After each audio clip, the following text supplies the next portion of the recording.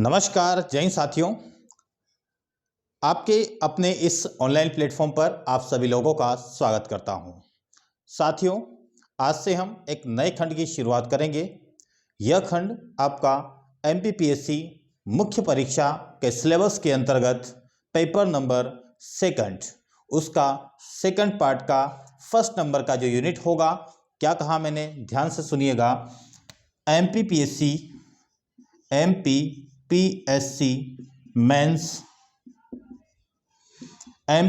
Mains के अंतर्गत paper number second और पेपर नंबर सेकंड का सेकंड पार्ट और इसी सेकंड पार्ट की यूनिट नंबर आपकी 1, जो कि संबंधित है आपकी भारत की अर्थव्यवस्था। तो आज से हम इस खंड की शुरुआत करने जा रहे हैं। काफी विस्तार से पढ़ेंगे। व्हाइट बोर्ड के माध्यम से, मार्कर के माध्यम से, जिस प्रकार से ऑफलाइन क्लासेस में पढ़ाया जाता है उसी प्रकार से मैं आपको पढ़ाऊंगा। स्पीड आपको पता चलेगी, स्पीड भी मेरा उसी प्रकार से होगी जिस प्रकार का विषय होता है। विषय क्योंकि नाम इसका अर्थशास्त्र है, अर्थव्यवस्था को समझने में ही काफ़ी कठिनाइयाँ होती हैं, तो फिर अर्थशास्त्र को पढ़ने में कितनी कठिनाइयाँ होगी।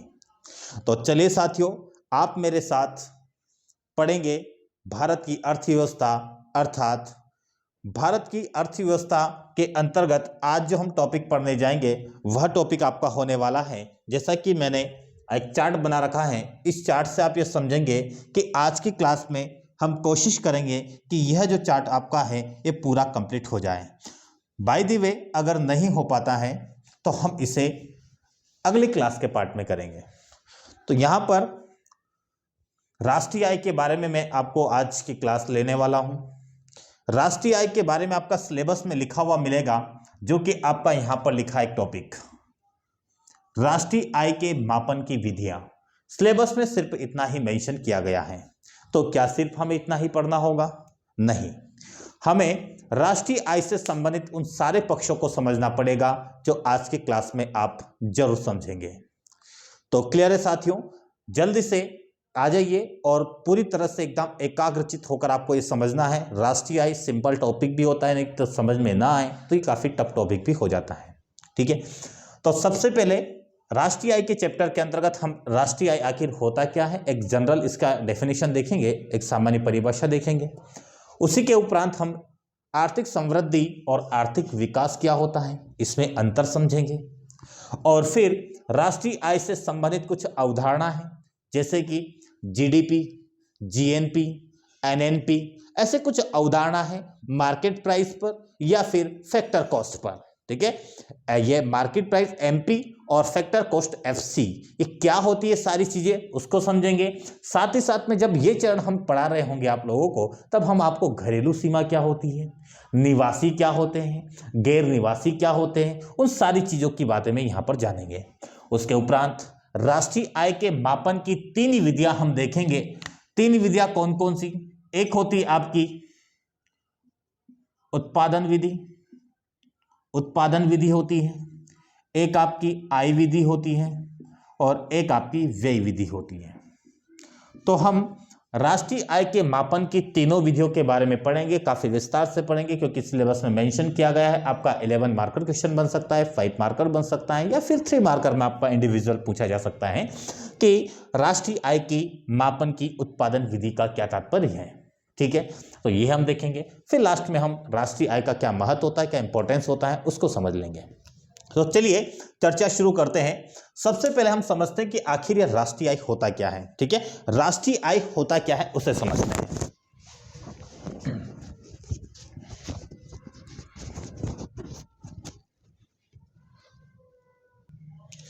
अब जो ये राष्ट्रीय आय होता है, राष्ट्रीय आय यहां पर मैंने लिखा है एक वित्तीय वर्ष। ठीक है, अब यहां पर राष्ट्रीय आय को मापने के लिए वित्तीय वर्ष का मतलब क्या होता है। यहां पर वित्तीय वर्ष का कहने का सीधा सा तात्पर्य है कि कौन सी डेट से लेकर हम किस डेट तक चलेंगे। तो 1 अप्रैल से 31 मार्च, क्या लिखा मैंने, 1 अप्रैल से 31 मार्च। क्लियर है? तो एक वित्तीय वर्ष में, तो एक वित्तीय वर्ष में उत्पादित अंतिम वस्तु और सेवाएं, क्या वस्तु होती, सेवाएं क्या है, इसके बारे में देखेंगे। उसका क्या होगा, मौद्रिक मूल्य। तो किसी एक वित्तीय वर्ष में, हमने एक वित्तीय वर्ष लिया, एक फाइनेंशियल ईयर ले लिया, वो क्या लिया, 1 अप्रैल से 31 मार्च होता है आपका। तो एक वित्तीय वर्ष में उत्पादित अंतिम वस्तु और सेवा, गुड्स एंड सर्विस। तो एक वर्ष में, एक वर्ष के दौरान उत्पादित कुछ अंतिम वस्तु और सेवाओं के मौद्रिक मूल्य को क्या कहा जाएगा, उसको राष्ट्रीय आय कहा जाएगा। अब देखिएगा यहां पर एक शब्द है आपका मौद्रिक मूल्य। मौद्रिक मूल्य का मतलब जैसे कि, और एक शब्द है यहां पर आपका अंतिम। ये दोनों काफी महत्वपूर्ण शब्द देखने को मिलेंगे। देखिएगा मैंने कहा कि आपने लकड़ी इकट्ठा किया, लकड़ी इकट्ठा किया, आपने कील इकट्ठी की, कील वही ठोकने वाली, इस टाइप की कील आपने देखी होगी, कील इकट्ठी की, लकड़ी इकट्ठी की, और दोनों को मिलाकर आपने क्या बना दिया, आपने टेबल बना लिया। क्लियर है। अब देखना, या फिर और अच्छा सिंपल सा एग्जांपल लेता हूं मैं, ताकि आपको समझने में ज्यादा आसानी होगी। यहां पर देखिएगा, मैंने क्या लिया, गेहूं, गेहूं लिया, गेहूं में और क्या किया, गेहूं का मैंने सीधा सा अगर आप देखें तो गेहूं से मैंने क्या बना लिया, गेहूं से आटा बनाया, और आटा के बाद मैंने इसकी क्या बना ली है, रोटी बना ली है। ठीक है। गेहूं मैंने खरीदा है 1 किलो, 20 रुपए का खरीदा है। गेहूं मैंने कितने का खरीदा, 20 रुपए का। जब उसका आटा बनाया तो कुछ लेबर से मैंने काम करवाया, तो इसमें वैल्यू ऐड कर दिया मैंने, कितने का, इसमें वैल्यू ऐड कर दिया मैंने 5 रुपए का। तो मैंने बता दिया कि 25 रुपए का आपका अब आटा सहित आपका गुथा हुआ आटा बन गया। फिर जब रोटी तैयार हुई तो उस 1 किलो की कितनी रोटी बनेगी, उसकी कीमत जब देखी गई तो उसमें जब रोटी बनाई गई, ठीक है, अगर मैंने कहा कि 1 किलो की आप जितनी भी रोटी बनाए वो अपनी जगह है, तो आपने गेहूं 1 किलो 20 रुपए का लिया, 5 रुपए आटा गूंथने के लिए लगा दिया, और उसके बाद जब रोटी बनवाई तो रोटी बनाते समय आपका खर्च कितना आ गया, 25 रुपए का खर्च आ गया। तो आपका टोटल हो गया कितना, 50 रुपए। क्लियर हुआ। तो मैंने क्या कहा कि गेहूं 20 रुपए में, आटा बनाया तब 25 रुपए हो गए, और जब रोटी बनकर तैयार हो गई तो वो 50 रुपए हैं। तो अब आप राष्ट्रीय आय में अगर शामिल करना चाहते हैं कि कौन सा मूल्य इसमें शामिल करें, यहाँ क्या लिखा है, अंतिम मौद्रिक मूल्य। तो जब रोटी बनकर तैयार हुई, इसका उपभोग कर लिया रोटी का, तो कितने रुपए की रोटी, 50 रुपए की। तो क्या आप ये बीच में 25 रुपए आटे का भी जोड़ेंगे अलग से, या फिर 20 रुपए, क्या मुझे बताइए, 20, 25, 45, 45, 50, ये 95, क्या ये 95 रुपए आपका राष्ट्रीय आय में जुड़ेगा, या केवल 50 रुपए राष्ट्रीय आय में जुड़ेगा। जब आपने 50 रुपया लगा दिए तो गेहूं का मूल्य भी इसमें शामिल है, आटे का मूल्य लगाने का लेबर भी इसमें शामिल है, सब कुछ शामिल होने के बाद इसका अंतिम मूल्य क्या बचता है, 50 रुपए। तो ये 50 रुपए ही किसमें शामिल होगा, आपका राष्ट्रीय आय में। इसका मतलब मध्यवर्ती वस्तुओं को इसमें शामिल नहीं किया जाता है, वैल्यू एडिशन किया जाएगा सिर्फ, लेकिन मध्यवर्ती की वस्तुओं की पूरी कीमत इसमें जोड़ी नहीं जाएगी। वैल्यू एडिशन देखिएगा, 20 से 5 जुड़ा, 5 जुड़ गया, जैसे कि 20 माना, कितना वैल्यू एडिशन हुआ, 5 हुआ, फिर कितना हुआ, 25 हुआ, तो 5, 25, 30, और स्टार्टिंग वाला आपका 20, कितना हो जाएगा, ये भी 50 होगा। तो केवल वैल्यू एडिशन जोड़ा जाता है, या फिर अंतिम मौद्रिक मूल्य, आप देख लीजिए। आशा करता हूं कि परिभाषा आपको क्लियर हुई होगी कि किसी एक वित्तीय वर्ष में अंतिम वस्तु या सेवाओं के मौद्रिक मूल्य को राष्ट्रीय आय कहा जाता है। क्लियर हुआ। अब आगे चलते हैं। राष्ट्रीय आय तो आपको क्लियर हुआ। अब हम समझेंगे कि आर्थिक समृद्धि और आर्थिक विकास का मतलब क्या है। इस शब्द को समझते हैं।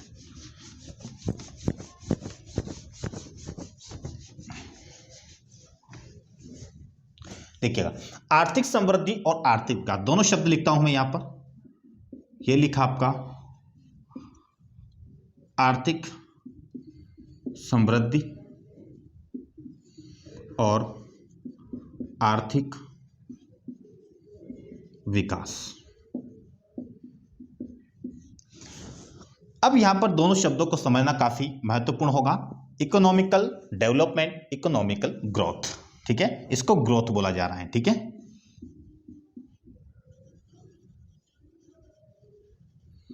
और इसे इकोनॉमिक डेवलपमेंट। ठीक है, अब आर्थिक समृद्धि, आर्थिक विकास का मतलब क्या है? मैंने कहा कि किसी देश में सिर्फ डेटा बढ़ रहा है, मात्रा बढ़ रही है, लेकिन लोगों को रोजगार नहीं मिल रहा है, लोगों की बेरोजगारी कम नहीं हो रही है, लोगों की गरीबी दूर नहीं हो रही है, लेकिन देश की आर्थिक प्रगति हो रही है।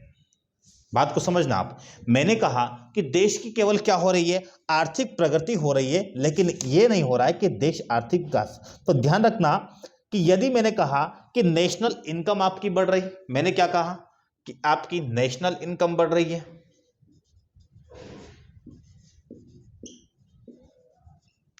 नेशनल इनकम क्या हो रही है, बढ़ रही है। मैंने कहा कि आपकी पर कैपिटा इनकम, प्रति व्यक्ति आय आपकी बढ़ रही है, राष्ट्रीय आय बढ़ रही है, प्रति व्यक्ति आय बढ़ रही है, और कहा मैंने आपकी ओवरऑल जीडीपी क्या हो रही है, बढ़ रही है। मतलब कि national income, per capita income, GDP, इसमें अगर परिवर्तन हो रहा है, और परिवर्तन का मतलब बढ़ रहा है, मतलब बढ़ रही है, तो वही आपकी क्या हो जाएगी, आर्थिक समृद्धि। इसका सीधा सा मतलब ये हुआ कि आपने किसको टारगेट किया, आपने सिर्फ ये बताया कि यहां पर सिर्फ किसका परिवर्तन हो रहा है, यहां पर सिर्फ मात्रा का परिवर्तन हो रहा है। मात्रात्मक परिवर्तन को दिखाएगा कौन, आर्थिक समृद्धि। लेकिन आर्थिक विकास में आपका नेशनल इनकम भी बढ़ेगा, आपका पर कैपिटा इनकम भी बढ़ेगा, आपका जीडीपी भी बढ़ेगा, लेकिन ये सब बढ़ने के साथ साथ आपके रोजगार भी बढ़ेंगे, आपका गरीबी कम होगा, बेरोजगारी क्या होगी, कम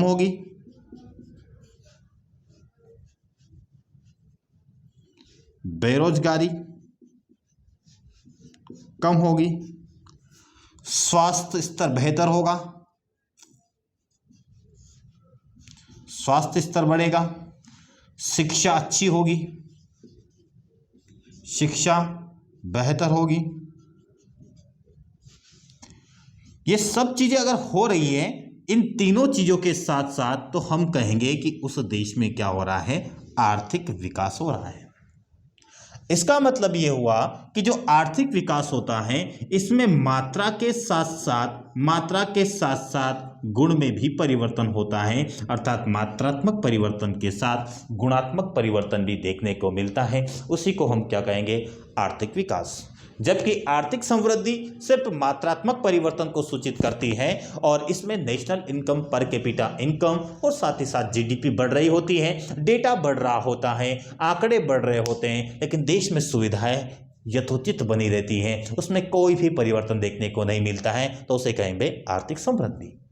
और यदि ये सारी चीजें इसमें ऐड हो जाए तो उसको बोलेंगे हम आर्थिक विकास। अब मैं ये समझ पा रहा हूं कि आप किसी भी देश के लिए आर्थिक समृद्धि चाहेंगे या आर्थिक विकास चाहेंगे। तो आप कहेंगे सर हमें तो आर्थिक विकास चाहिए। आप लोग किसकी डिमांड करते हैं, रोजगार मिलना चाहिए, गरीबी दूर होना चाहिए, बेरोजगारी कम होना चाहिए, स्वास्थ्य स्तर बेहतर होना चाहिए, स्वास्थ्य सुविधा आपको उपलब्ध हो जाए, इसकी व्यवस्था आपके पास होना चाहिए, शिक्षा का स्तर बेहतर होना चाहिए। लेकिन एक बात ध्यान रखना कि बिना आर्थिक समृद्धि के आर्थिक विकास असंभव है।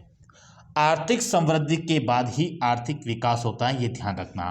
तो आर्थिक विकास के लिए आर्थिक समृद्धि की आवश्यकता होती है। तो जिस देश का आर्थिक विकास होता है उसकी आर्थिक समृद्धि बिल्कुल होगी। क्लियर हुआ यहां तक? तो यहां पर हमने राष्ट्रीय आय की परिभाषा समझी, राष्ट्रीय आय के बाद हमने आर्थिक समृद्धि, आर्थिक विकास को समझा। अब जानेंगे हम राष्ट्रीय आय से संबंधित अवधारणाएं। ठीक है, यहां तक चीजें क्लियर है? आशा करता हूं कि यहां तक आपको कोई डाउट नहीं होगा। चलिए अब आगे हम बात करेंगे राष्ट्रीय आय से संबंधित अवधारणाएं। राष्ट्रीय आय से संबंधित अवधारणाएं कौन कौन सी हैं? देखिएगा, राष्ट्रीय आय से संबंधित मेनली 4 चीजें होती हैं। एक होता है आपका ग्रॉस डोमेस्टिक प्रोडक्ट, एक होता है आपका ग्रॉस नेशनल प्रोडक्ट, एक होता है आपका नेशनल या नेट डोमेस्टिक प्रोडक्ट, एक होता है आपका नेट नेशनल प्रोडक्ट। ये 4 शब्दावली है सिर्फ, ठीक है। चारों का बहुत अच्छे सरल शब्दों में मतलब समझेंगे। यहां पर मैं फुल फॉर्म लिख देता हूं एक बार। ये होता है आपका ग्रोस डोमेस्टिक प्रोडक्ट।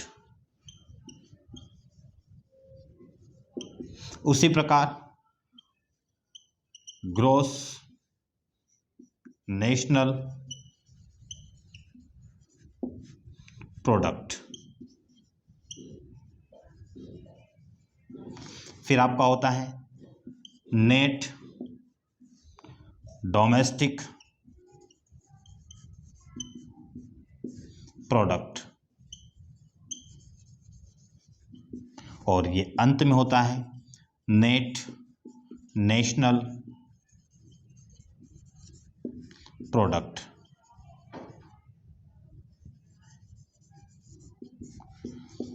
अब मैंने सबको अलग अलग क्यों तोड़ा? यही तो है कहानी, सिर्फ इसी में है पूरा मामला। ये आपको बहुत आसानी से समझ में आ जाएगा। अब ये तो मैंने फुल फॉर्म करके आपको बता दिया, आप नोट भी कर लीजिएगा, ठीक है। अब मैं इसको रब भी कर सकता हूं कभी भी, लेकिन आप इधर देखिएगा, एक मैंने 4 जगह लिखा है मार्केट प्राइस, 4 जगह आप देखेंगे मार्केट प्राइस लिखा है, और 4 ही जगह लिखा है आपका फैक्टर कॉस्ट। मतलब एमपी का मतलब क्या होगा, यहीं पर लिख देता हूं मैं।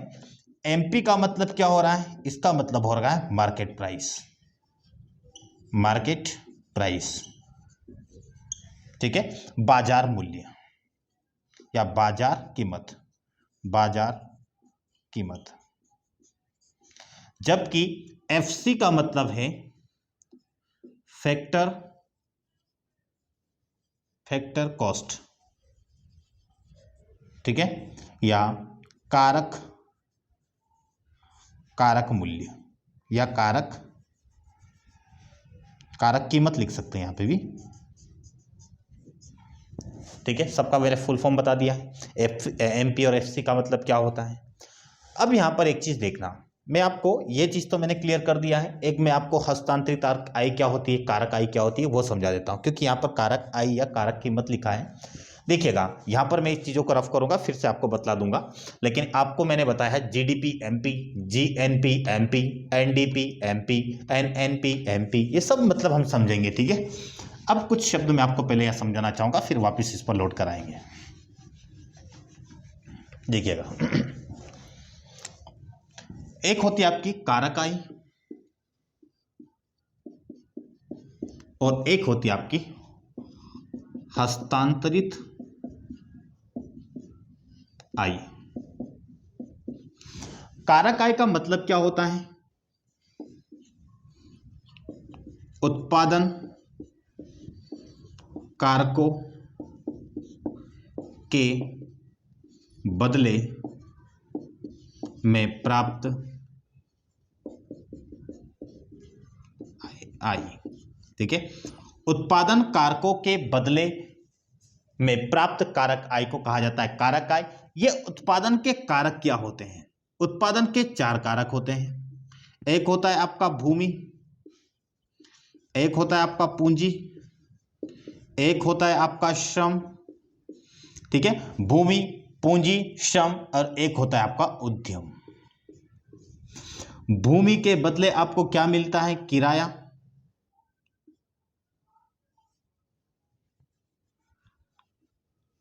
ठीक है, लगान भी आप बोल सकते हैं। पूंजी के बदले आपको क्या मिलेगा? पूंजी के बदले आपको क्या मिलेगा? लाभ मिलेगा, या फिर आपको क्या मिलेगा? एक प्रकार से ब्याज मिलेगा। श्रम के बदले आपको क्या मिलेगा? श्रम के बदले आपको मिलेगा क्या? श्रम का भुगतान करते हैं ना, आपको मिलता है रोजगार, आपको उसकी क्या मिलती है? सैलरी मिलती है, सैलरी आप बोल सकते हैं, ठीक है। श्रम के बदले भुगतान मिलता है, तो वो भी एक कारक आय है। तो श्रम के बदले क्या मिलेगा आपको? विचार कीजिए। उद्यम के प्रति तो आपको लाभ हानि मिलता है, या तो लाभ मिलेगा या फिर हानि होगी, दोनों में से एक ही चीज हो सकता है, रिस्क लिया है, ठीक है। और यहां पर आपको मिलती है आय, ठीक है, आप इसे सैलरी समझ सकते हैं, ठीक है। आपने किसी को भूमि बेची या भूमि पर किसी को भूमि किराए पर दी तो लगान मिलेगा, एक किराया मिलेगा। पूंजी अगर आपने किसी को दी तो रिटर्न में आपको ब्याज मिलेगा। श्रम आपने किसी के यहाँ किया तो श्रम के बदले आपको श्रम का भुगतान मिलेगा। उद्यम, अगर आपने रिस्क अच्छे से लिया है, पॉजिटिव डायरेक्शन में आप गए तो आपको लाभ मिलेगा, वरना आपको हानि होगी। तो ये होते हैं उत्पादन के 4 कारक। तो उत्पादन कारकों के बदले आपको जो आय प्राप्त होती है उसे क्या कहा जाता है? कारक आय। लेकिन जो हस्तांतरित आय होती है ये बिना उत्पादन कारक के, बिना उत्पादन कारकों के प्राप्त आय को क्या कहेंगे? हस्तांतरित आय। जैसे मैंने कहा, अभी आपकी एक योजना चल रही है, मुख्यमंत्री शिवराज सिंह चौहान ने घोषणा की है, लाडली बहना योजना। तो ये लाडली बहना योजना जो है, इसमें 1000 रुपये पर मंथ आपको मिलेंगे। ठीक है, पर मंथ मतलब एक साल में आपको लगभग कितने मिल जाएंगे? 12,000 रुपये मिल जाएंगे। ठीक है, तो ये क्या है? आपने कोई कारक, कोई सेवा दी क्या? नहीं दी है।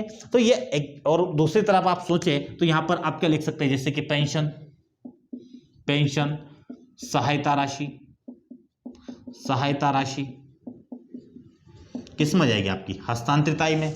कोई सेवा करते उसके बदले थोड़ी ना प्राप्त होती है। वृद्धावस्था पेंशन योजना, वृद्धावस्था पेंशन योजना भी किस में जाएगी? हस्तांतरित आय में।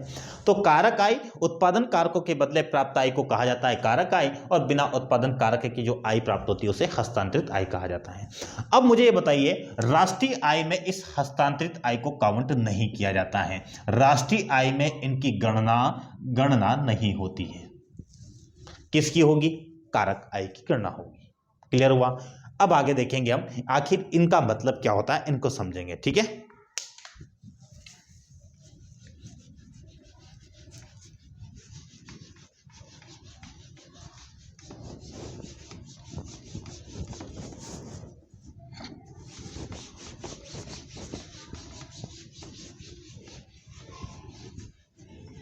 चलिए।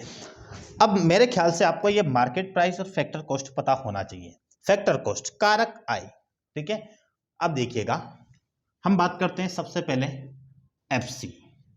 ये होता है आपकी कारक लागत। कारक लागत बोल सकते हैं। कारक लागत, जैसे कि मुझे क्या बनाना है? मैंने कहा कि मुझे एक पेन बनाना है। क्या बनाना है? पेन बनाना है।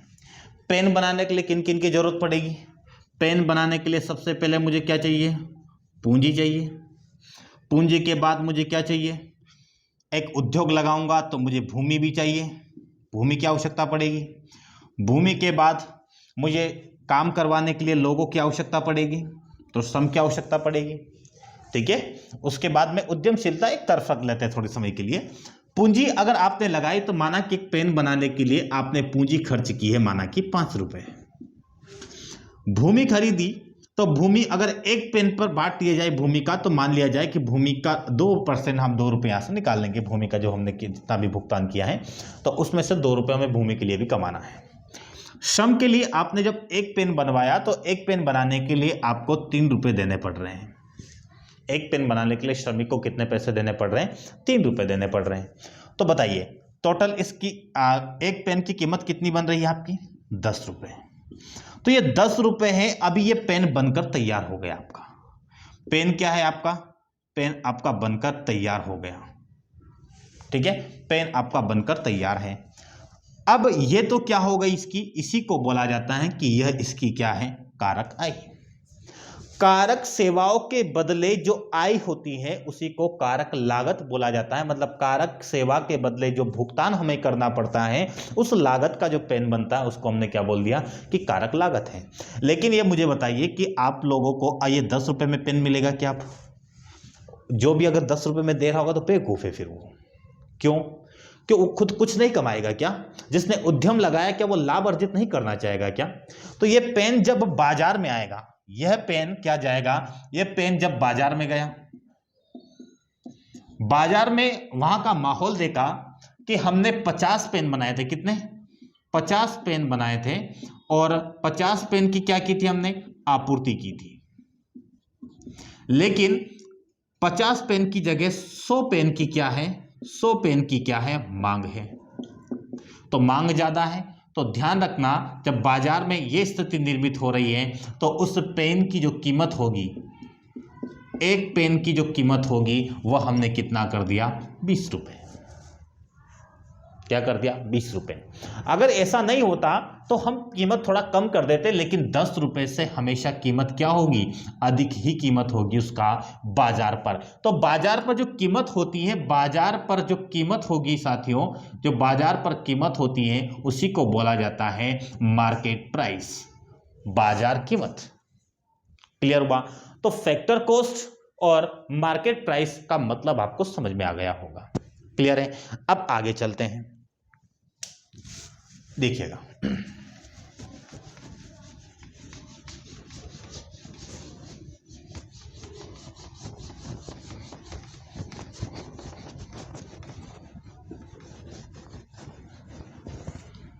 अब ये तो हमने समझ लिया मार्केट प्राइस और फैक्टर कॉस्ट क्या होता है। अब हम एक शब्द लेते हैं कोई सा, जीडीपी। देखिएगा जीडीपी को कैसे परिभाषित करना है। जीडीपी, जी का मतलब होता है ग्रोस, ठीक है, हिंदी में लिख देता हूं मैं यहां पर सकल। क्या होता है, सकल। डोमेस्टिक का मतलब होता है घरेलू, और प्रोडक्ट मतलब आपका उत्पाद, ठीक है। अब देखना यहां पर जब सकल शब्द इसमें बोला जाता है तो इसमें मूल्य ह्रास को हटाया नहीं जाता, मूल्य ह्रास को हटाया नहीं जाता, सब समझेंगे। घरेलू जब बोला जाता है तो देश की सीमा के अंदर, देश की सीमा के अंदर, देश की सीमा के अंदर निवासी और गैर निवासी दोनों के द्वारा उत्पादित अंतिम वस्तु एवं सेवा का क्या, मौद्रिक मूल्य, उसी को क्या कहा जाएगा, जीडीपी। परिभाषा क्लियर हुई? देखिएगा, मैं कहूंगा किसी निश्चित अवधि में, एक वित्तीय वर्ष में, देश की घरेलू सीमा के अंदर निवासी तथा गैर निवासी के द्वारा कुल मतलब सकल हो गई, कुल उत्पादित अंतिम वस्तु और सेवाओं के मौद्रिक मूल्य को जीडीपी कहा जाता है। क्लियर हुआ? बात समझ में आई या नहीं आई?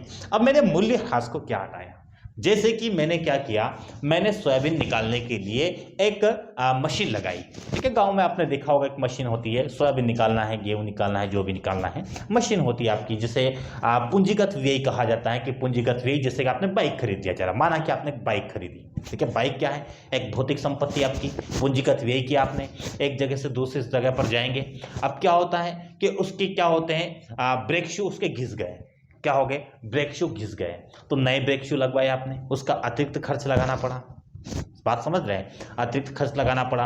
आपके पता चला कि टायर पंचर हो गया, आपने उसको पंचर को सही करवाया, ठीक है। पता चला आपका आगे का हेडलाइट फूट गया, उसको सही करवाया।